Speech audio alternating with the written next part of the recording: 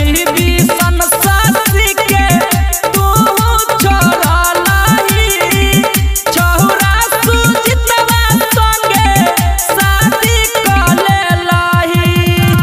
writer भी भीषण सासी के तू छोड़लही छौरा सुजितवा संगे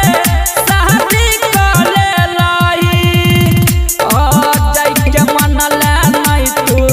बतिया के जान हथवा में मेहंदी लगत